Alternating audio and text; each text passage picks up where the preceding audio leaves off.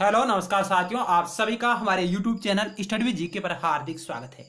आज हम भारतीय संविधान और राज्यव्यवस्था के अंतर्गत एक महत्वपूर्ण टॉपिक भारतीय संविधान की प्रस्तावना के बारे में चर्चा करेंगे, जहां से हर बार प्रतियोगी परीक्षाओं में प्रश्न निरंतर पूछे जा रहे हैं। उसी से जुड़े हम महत्वपूर्ण फैक्ट और महत्वपूर्ण ऑब्जेक्टिव यानी मल्टीपल चॉइस क्वेश्चनों के बारे में चर्चा करेंगे। आइए शुरुआत करते हैं। आप इस वीडियो के साथ अंत तक बने रहिए हमारे साथ। आइए शुरुआत करते हैं।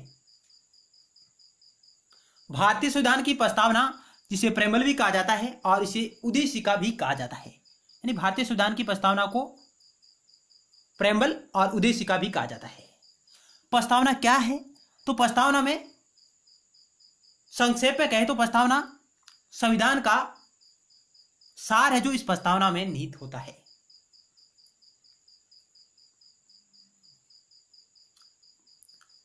विश्व में सर्वप्रथम अमेरिका के संविधान में प्रस्तावना को शामिल किया गया था। विश्व की बात करें तो विश्व में सर्वप्रथम अमेरिका के संविधान में प्रस्तावना को शामिल किया गया था। भारतीय संविधान में प्रस्तावना का विचार अमेरिका के संविधान से प्रभावित है। यानी महत्वपूर्ण फैक्ट हमने हैं, जो फैक्ट है इंपॉर्टेंट है, उन्हीं को इस वीडियो सीरीज में शामिल करने की कोशिश की है। यानी विश्व में सर्वप्रथम अमेरिका के संविधान में प्रस्तावना को शामिल किया गया था। भारतीय संविधान में प्रस्तावना का विचार है जो अमेरिका के संविधान से ग्रहण किया गया है, या हम कह सकते हैं कि भारतीय संविधान में जो प्रस्तावना का विचार है वो अमेरिकी संविधान से प्रभावित है। नेक्स्ट पॉइंट,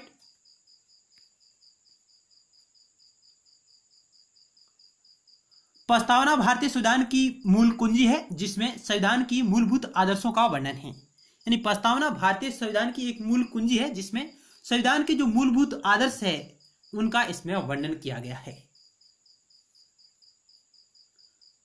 भारतीय संविधान की प्रस्तावना पंडित जवाहरलाल नेहरू द्वारा बनाए गए तथा पेश किए गए उद्देश्य प्रस्ताव पर आधारित है। भारतीय संविधान की जो प्रस्तावना है वो पंडित जवाहरलाल नेहरू द्वारा बनाए गए तथा पेश किए गए उद्देश्य प्रस्ताव पर आधारित है। ध्यान रखिएगा, क्वेश्चन आ सकता है कि भारतीय संविधान की प्रस्तावना किस पर आधारित है, तो आप कह सकते हैं उद्देश्य प्रस्ताव पर आधारित है। और उद्देश्य प्रस्ताव है जो पंडित जवाहरलाल नेहरू द्वारा बनाया गया था और इन्हीं के द्वारा पेश किया गया था।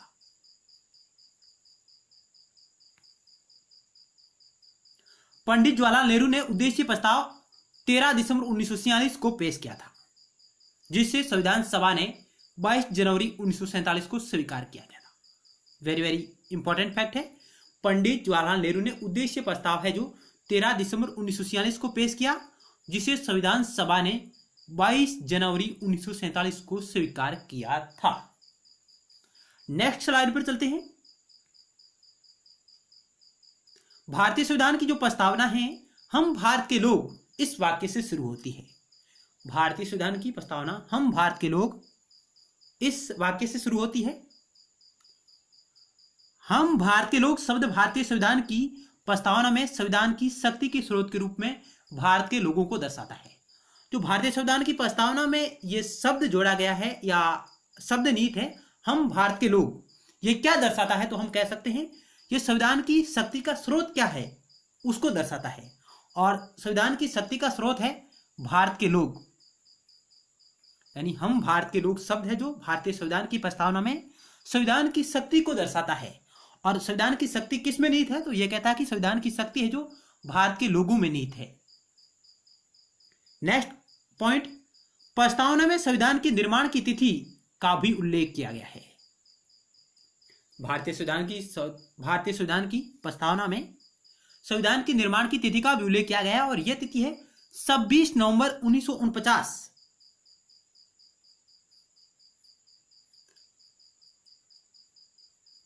नेक्स्ट पॉइंट, प्रस्तावना को संविधान का परिचय पत्र संविधान विशेषज्ञ N.A. पालकीवाला ने कहा था। प्रस्तावना को संविधान का परिचय पत्र किसने कहा है? तो संविधान का परिचय पत्र है जो संविधान विशेषज्ञ है N.A. पालकीवाल, जिसने भारतीय संविधान की प्रस्तावना को संविधान का परिचय पत्र कहा है, इसकी संज्ञा दी है। नेक्स्ट स्लाइड,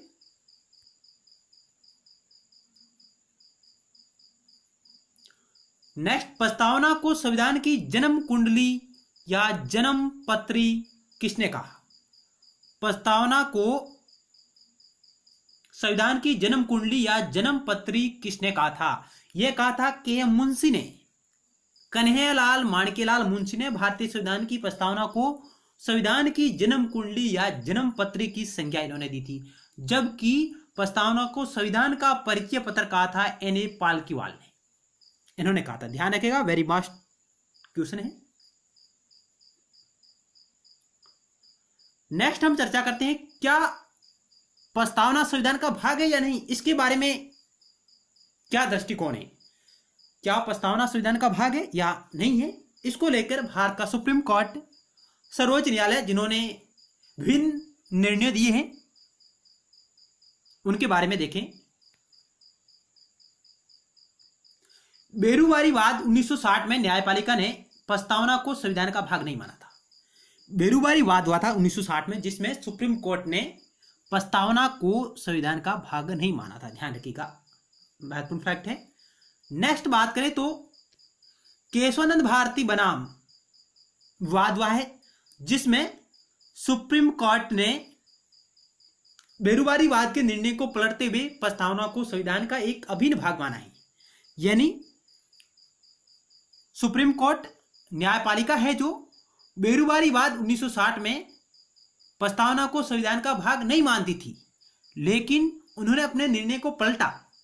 केशवानंद भारती वाद में सुप्रीम कोर्ट ने अपने डिसीजन को पलटते हुए उन्होंने कहा कि प्रस्तावना संविधान का एक अभिन्न अंग है, यह उन्होंने कहा था।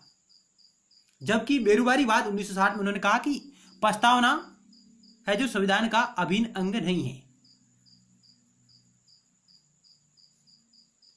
नेक्स्ट पॉइंट, न्यायपालिका के अनुसार प्रस्तावना का प्रयोग संविधान की व्याख्या के लिए किया जा सकता है। यानी न्यायपालिका के अनुसार प्रस्तावना का प्रयोग संविधान की व्याख्या के लिए किया जा सकता है।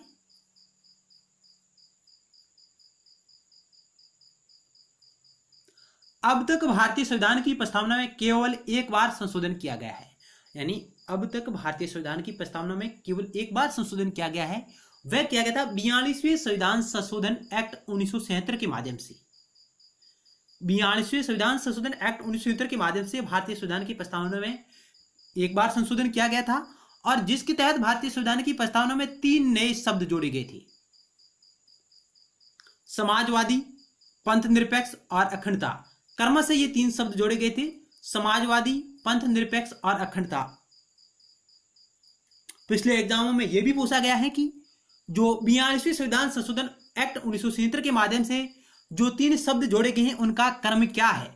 तो उनका क्रम है क्रमशः समाजवादी पहले, उसके बाद पंथनिरपेक्ष और उसके बाद अखंडता।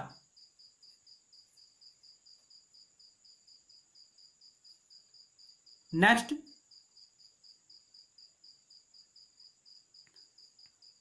अब हम महत्वपूर्ण ऑब्जेक्टिव प्रश्नों के बारे में चर्चा करेंगे जो भारतीय संविधान की प्रस्तावना से जुड़े हुए हैं। यदि आपने अभी तक हमारे YouTube channel study with GK को सब्सक्राइब नहीं किया है तो आप इसे जरूर सब्सक्राइब करें और पास में बेल के घंटे यानी बेल के आइकन को भी जरूर दबाएं, ताकि नेक्स्ट वीडियो सीरीज का नोटिफिकेशन है जो आपके पास तुरंत पहुंच जाए। यदि आपको हमारा प्रयास सार्थक लग रहा हो तो आप इसे लाइक और शेयर अपने मित्रों के साथ जरूर करिएगा।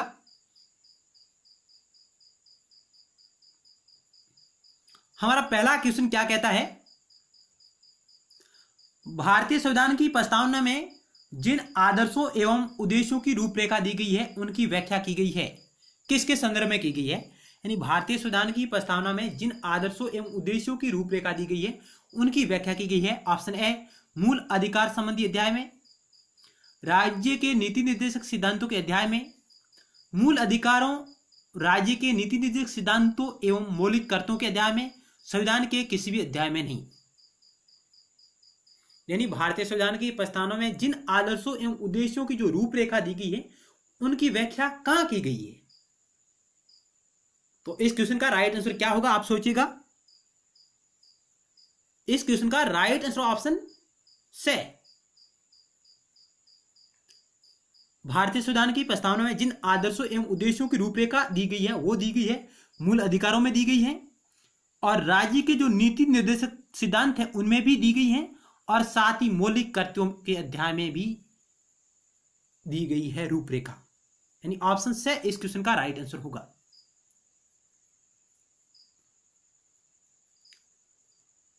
नेक्स्ट व्याख्या देखें। भारतीय संविधान की प्रस्तावना संविधान के उद्देश्यों को प्रतिबिंबित करती हैं।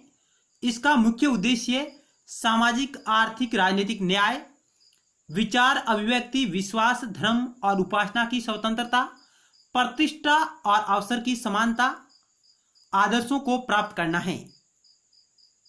प्रस्तावना में जिन आदर्शों एवं उद्देश्यों की रूपरेखा दी गई है उनकी व्याख्या संविधान के मूल अधिकारों, राज्य के नीति निर्देशक सिद्धांतों तथा मौलिक कर्तव्यों के संबंधी अध्यायों में की गई है।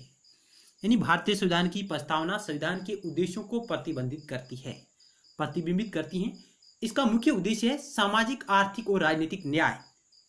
भारतीय संविधान की प्रस्तावना में 3 प्रकार के न्याय की चर्चा की गई है, सामाजिक, आर्थिक और राजनीतिक, जबकि 5 प्रकार की स्वतंत्रताओं की चर्चा की गई है, विचार अभिव्यक्ति, विश्वास, धर्म, उपासना की स्वतंत्रता, प्रतिष्ठा और अवसर की समानता के बारे में, इनके आदर्शों को प्राप्त करना। प्रस्तावना में जिन आदर्शों एवं उद्देश्यों की रूपरेखा दी गई है उनकी व्याख्या संविधान के मूल अधिकारों, राज्य के नीति निर्देशक सिद्धांतों और मौलिक कर्तव्यों संबंधी अध्यायों में की गई है। चलते हैं नेक्स्ट क्वेश्चन की ओर।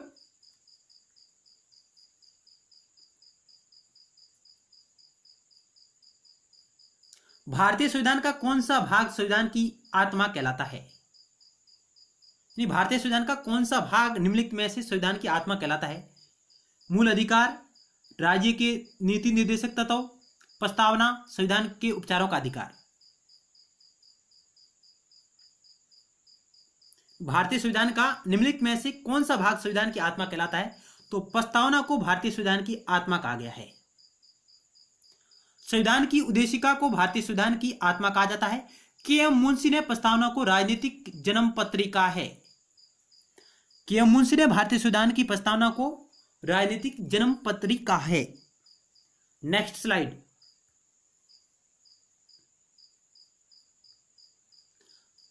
नेक्स्ट क्वेश्चन हमारा 3 नंबर है। भारतीय गणतंत्र की 26 जनवरी 1950 को संवैधानिक वस्तु स्थिति क्या थी जब संविधान लागू किया गया था? यानी भारतीय गणतंत्र की 26 जनवरी 1950 को संवैधानिक वस्तु स्थिति क्या थी जब संविधान लागू किया गया था? ऑप्शन ए लोकतंत्रात्मक गणतंत्र, संप्रभुत्व संपन्न धर्मनिरपेक्ष लोकतंत्रात्मक गणराज्य, संपूर्ण प्रभुत्व संपन्न लोकतंत्रात्मक गणराज्य, संपूर्ण प्रभुत्व संपन्न समाजवादी धर्मनिरपेक्ष लोकतंत्रात्मक गणराज्य। क्वेश्चन समझिएगा। भारतीय गणतंत्र की 26 जनवरी 1950 को संवैधानिक वस्तु स्थिति क्या थी जब संविधान लागू किया गया था? क्या होगा इस क्वेश्चन का राइट आंसर? इस क्वेश्चन का राइट आंसर ऑप्शन से। उस वक्त भारतीय संविधान की प्रस्तावना में ये शब्द नहीं थे, संपूर्ण प्रभुत्व संपन्न लोकतंत्रात्मक गणराज्य। संपूर्ण प्रभुत्व संपन्न लोकतंत्रात्मक गणराज्य, ये शब्द उस वक्त नीति थे 26 जनवरी 1950 को। उसके बाद में 42वें संविधान संशोधन 1970 के माध्यम से भारतीय संविधान की प्रस्तावना में संशोधन किया गया था, जिसके तहत समाजवादी, पंथ निरपेक्ष और अखंडता 3 नए शब्द जोड़े गए थे। Next question.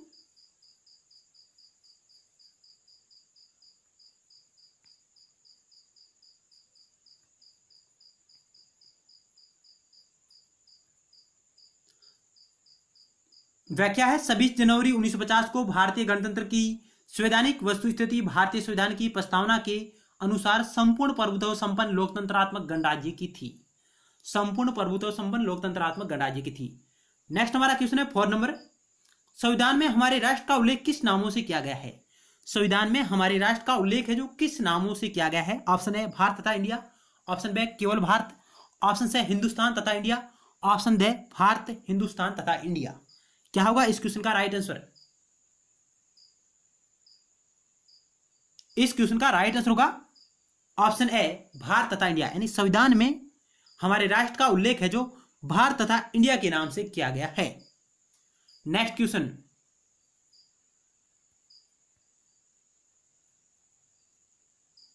संविधान में हमारे राष्ट्र का उल्लेख 2 नामों भारत तथा इंडिया के रूप में किया गया है। भारतीय संविधान का आर्टिकल 1 के अनुसार भारत अर्थात इंडिया राज्यों का संघ होगा। अनुच्छेद 1 कहता है कि भारत अर्थात इंडिया है जो राज्यों का संघ होगा। नेक्स्ट क्वेश्चन,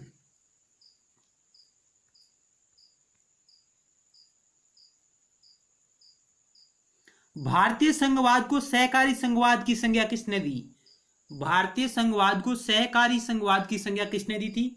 ऑप्शन है ग्रेवेलिन ऑस्टिन ने, ऑप्शन बी के.एम. मुंशी ने, option C sir Ivor Jennings ने, ऑप्शन डी डी बसु ने। भारतीय संघवाद को सहकारी संघवाद की संज्ञा दी थी, ऑप्शन है ग्रेवेलिन ऑस्टिन ने। इन्होंने इसको सहकारी संघवाद कहा था। नेक्स्ट क्वेश्चन,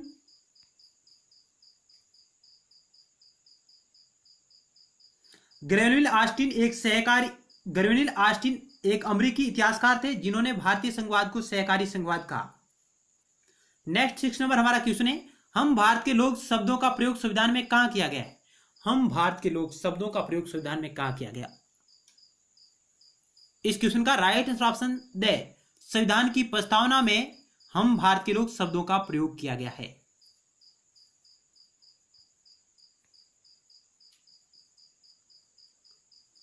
भारतीय संविधान की प्रस्तावना का प्रारंभ हम भारत के लोग शब्दों से प्रारंभ होता है। इसका अर्थ है कि संविधान का मूल स्रोत भारत की जनता है तथा वही समस्त शक्तियों का केंद्र बिंदु है और वह किसी बाहरी सत्ता के अधीन नहीं है। भारतीय संविधान की प्रस्तावना का प्रारंभ है जो हम भारत के लोग शब्दों से होता है। इसका अर्थ है कि संविधान का जो मूल स्रोत है वो भारत की जनता है, वही समस्त शक्ति का केंद्र भी भारत की जनता है, वह किसी बाहरी सत्ता के अधीन नहीं। नेक्स्ट क्वेश्चन,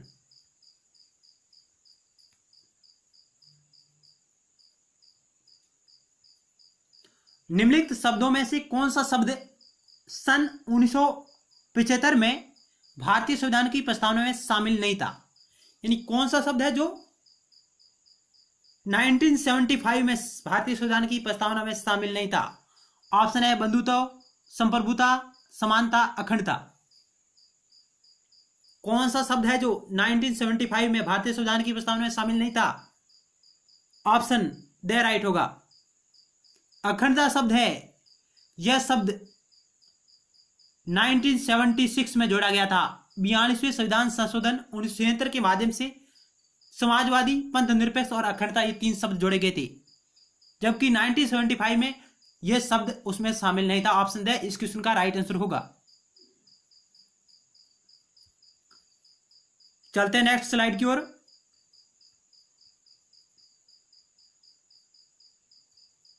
सभी व्यक्ति पूर्ण और समान रूप से मानव है, यह सिद्धांत जाना जाता है किस नाम से? सभी व्यक्ति पूर्ण और समान रूप से मानव है, यह सिद्धांत किस नाम से जाना जाता है? ऑप्शन है सार्वभौमिकता, ऑप्शन बी उदारवाद, ऑप्शन सी समाजवाद, ऑप्शन डी मार्क्सवाद। ऑप्शन ए राइट होगा। यह सार्वभौमिकता के नाम से जाना जाता है, जिसमें सभी व्यक्ति पूर्ण और समान रूप से मानव है। नेक्स्ट,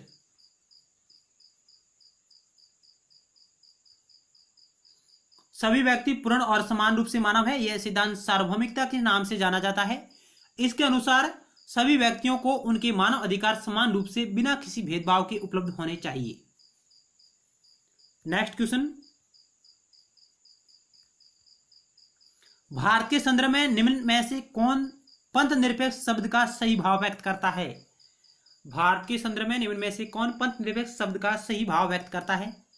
ऑप्शन है भारत में अनेक धर्म है, ऑप्शन बी भारतीयों को धार्मिक स्वतंत्रता प्राप्त है, ऑप्शन सी धर्म अनुपालन व्यक्ति की इच्छा पर निर्भर है, ऑप्शन डी भारत में राज्य का कोई धर्म नहीं है। इस क्वेश्चन का राइट आंसर ऑप्शन डी पंथ निरपेक्ष शब्द है, जो ऑप्शन डी को व्यक्त करता है कि भारत में राज्य का कोई धर्म नहीं है। और यह पंथ निरपेक्ष शब्द 42वें संविधान संशोधन 1973 के माध्यम से जोड़ा गया था, ध्यान रखिएगा। नेक्स्ट क्वेश्चन,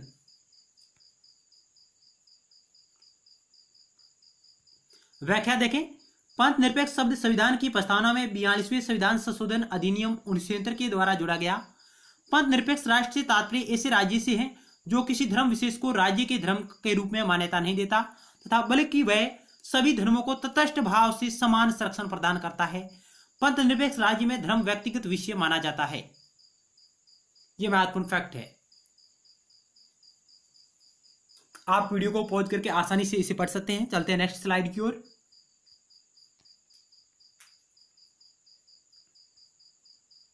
निम्नलिखित देशों में कौन सा एक भारत के संविधान की प्रस्तावना में शामिल नहीं है?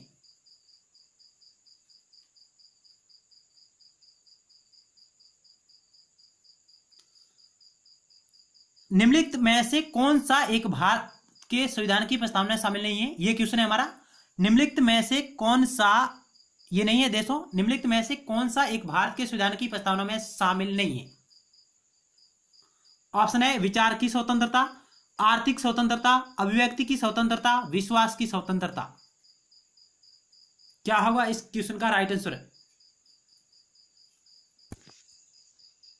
ऑप्शन बी राइट होगा। आर्थिक स्वतंत्रता का वर्णन है जो भारतीय संविधान की प्रस्तावना में नहीं किया गया है, जबकि सामाजिक आर्थिक राजनीतिक न्याय की बात की गई है। आर्थिक स्वतंत्रता की बात भारतीय संविधान नहीं करता है। भारतीय संविधान सामाजिक आर्थिक राजनीतिक न्याय की बात करता है और इसी के साथ 5 स्वतंत्रताओं की बात करता है। विचार की स्वतंत्रता, अभिव्यक्ति की स्वतंत्रता, विश्वास की स्वतंत्रता, उपासना की स्वतंत्रता। नेक्स्ट व्याख्या देखें। भारतीय संविधान की प्रस्तावना में सभी नागरिकों को सामाजिक आर्थिक राजनीतिक न्याय के साथ साथ विचार, अभिव्यक्ति, विश्वास, धर्म एवं उपासना की स्वतंत्रता का लक्ष्य रखा गया है। यह ध्यान रखें, भारतीय संविधान की प्रस्तावना में आर्थिक स्वतंत्रता की नहीं बल्कि आर्थिक न्याय की बात कही गई है। वेरी मोस्ट फैक्ट है। नेक्स्ट,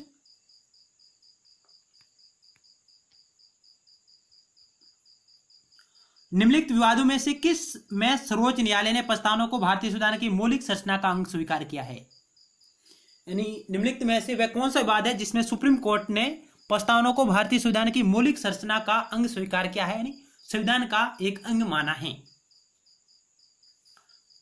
यानी प्रस्तावना को संविधान का अंग है जो केशवानंद भारती विवाद, इसमें सुप्रीम कोर्ट ने माना था केशवानंद भारती विवाद। इसमें ऑप्शन बी इस क्वेश्चन का राइट आंसर होगा। जबकि बेरुवारी विवाद 1960 में प्रस्तावना को संविधान का भाग नहीं माना था सुप्रीम कोर्ट ने, ध्यान रखिएगा। जबकि केशवानंद भारती विवाद 1973 में प्रस्तावना को संविधान का भाग माना है सुप्रीम कोर्ट ने। Next slide.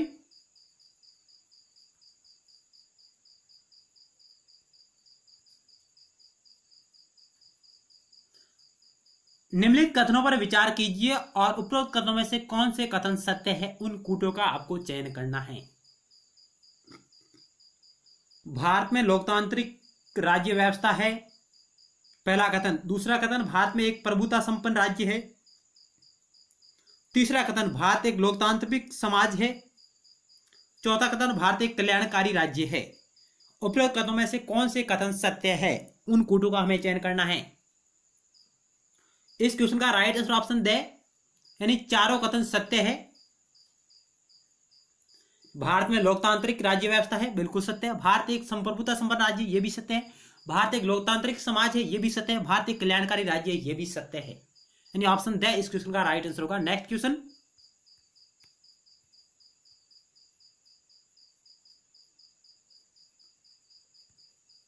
भारतीय संविधान की प्रस्तावना में भारत को एक प्रभुत्व संपन्न समाजवादी पंथ निरपेक्ष लोकतांत्रिक गणराज्य बनाने की परिकल्पना की गई है, जबकि भारत को एक कल्याणकारी राज्य बनाने की भावना संविधान के भाग 4 के अंतर्गत शामिल राज्य के नीति सिद्धांतों के तत्वों में निहित है। यानी भारतीय संविधान की प्रस्तावना में भारत को एक प्रभुत्व संपन्न समाजवादी पंथ निरपेक्ष लोकतांत्रिक गणराज्य बनाने की परिकल्पना की गई है, जबकि भारत को एक कल्याणकारी राज्य बनाने की भावना संविधान के भाग 4 में नीति निर्देशक तत्वों में शामिल है।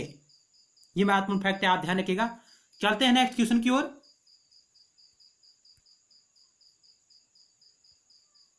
प्रस्तावना को संविधान का परिचय पत्र किसने कहा था? हम पहले चर्चा कर चुके इस क्वेश्चन के बारे में। भारतीय संविधान की प्रस्तावना को संविधान का परिचय पत्र किसने कहा है? के.एम. मुंशी, पंडित नेहरू, एन.ए. पालकीवाला, अम्बेडकर। क्या होगा इस क्वेश्चन का right answer? Option C right होगा। एन.ए. पालकीवाला ने प्रस्तावना को संविधान का परिचय पत्र की संज्ञा दी है। Next question.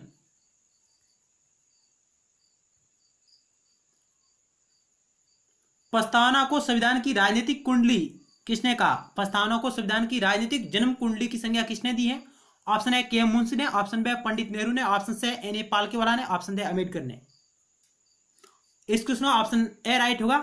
कन्हैयालाल माणिक्यलाल मुंशी यानी के मुंशी ने प्रस्तावना को संविधान की राजनीतिक जन्म कुंडली की संज्ञा दी है, जन्म पत्री की संज्ञा दी इन्होंने। नेक्स्ट क्वेश्चन,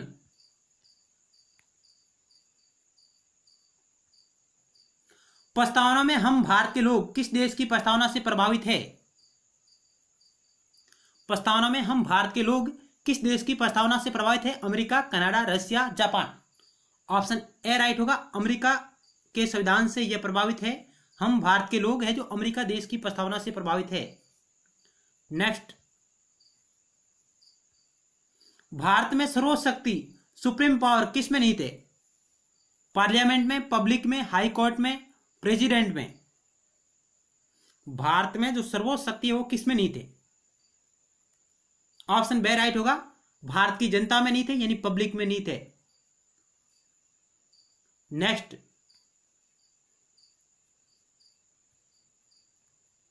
प्रस्तावना में भारत शब्द का उल्लेख कितनी बार हुआ है? वेरी मस्ट क्वेश्चन, प्रस्तावना में भारत शब्द का उल्लेख कितनी बार हुआ है? तो प्रस्तावना में भारत शब्द का उल्लेख 2 बार हुआ है। हम भारत के लोग भारत को, हम भारत के लोग भारत को, यानी प्रस्तावना में भारत शब्द का उल्लेख केवल 2 बार हुआ है। नेक्स्ट क्वेश्चन,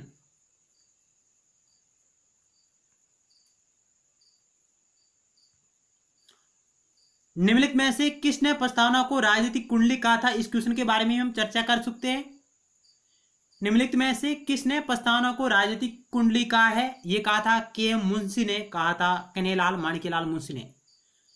नेक्स्ट क्वेश्चन, संविधान की प्रस्तावना में स्वतंत्रता से अभिप्राय क्या है? संविधान की प्रस्तावना में स्वतंत्रता से क्या तात्पर्य है?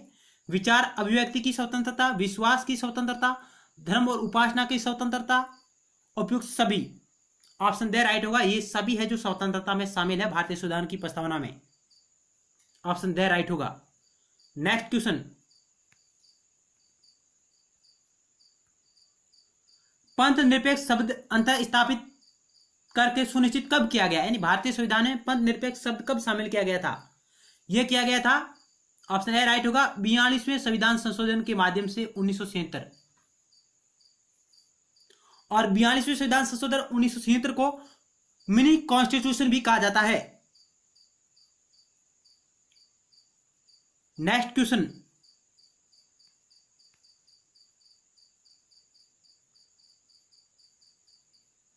उद्देशिका को न्यायालय में परिवर्तित किया जा सकता है? नहीं, भारतीय संविधान की प्रस्तावना को क्या न्यायालय द्वारा लागू किया जा सकता है? इसका मतलब है कि भारतीय संविधान की प्रस्तावना को क्या न्यायालय के माध्यम से लागू किया जा सकता है? ऑप्शन ए नहीं, ऑप्शन बी हाँ, ऑप्शन सी संसद के सलाहकार, ऑप्शन डी राष्ट्रपति की सलाह से। इस क्वेश्चन का सही आंसर होगा ऑप्शन ए नहीं, उद्देशिका को न्यायालय में लागू नहीं किया जा सकता, यानी उद्देशिका को न्यायालय के माध्यम से हम लागू नहीं करवा सकते हैं। ऑप्शन ए इस क्वेश्चन का राइट आंसर होगा। नेक्स्ट क्वेश्चन और हमारा अंतिम क्वेश्चन है इस वीडियो सीरीज का, प्रस्तावना में अब तक कितनी बार संशोधन हो चुका है? प्रस्तावना में अब तक कितनी बार संशोधन हो चुका है? तो यह है केवल 1 बार हो चुका है। ऑप्शन ए राइट होगा, 42वें संविधान संशोधन 1973 के माध्यम से भारतीय संविधान की प्रस्तावना में 3 शब्द जोड़े गए थे, क्रमशः समाजवादी, पंथ निरपेक्ष और अखंडता। आज की वीडियो सीरीज भारतीय संविधान की प्रस्तावना को लेकर थी, जिसमें हमने महत्वपूर्ण फैक्ट और ऑब्जेक्टिव क्वेश्चनों के बारे में चर्चा की। यह वीडियो सीरीज आपको कैसी लगी आप हमें कमेंट बॉक्स के माध्यम से जरूर बताइएगा। यदि आपको हमारा प्रयास सार्थक लग रहा हो तो आपने अभी तक हमारे YouTube channel study with GK को यदि सब्सक्राइब नहीं किया है तो आप इसे जरूर सब्सक्राइब करें और पास में बेल के आइकन को भी जरूर दबाएं, ताकि नेक्स्ट वीडियो सीरीज का नोटिफिकेशन आपके पास तुरंत पहुंच जाए। लाइक और शेयर अपने मित्रों के साथ जरूर करिएगा और आप हमारी प्लेलिस्ट पर भी विजिट कर सकते हैं, जहां आपको राजनीति विज्ञान से जुड़े और भारतीय राज्य व्यवस्था और संविधान से जुड़ी अन्य वीडियो सीरीज भी आपको देखने को मिलेगी। धन्यवाद, मिलते हैं नेक्स्ट वीडियो सीरीज में।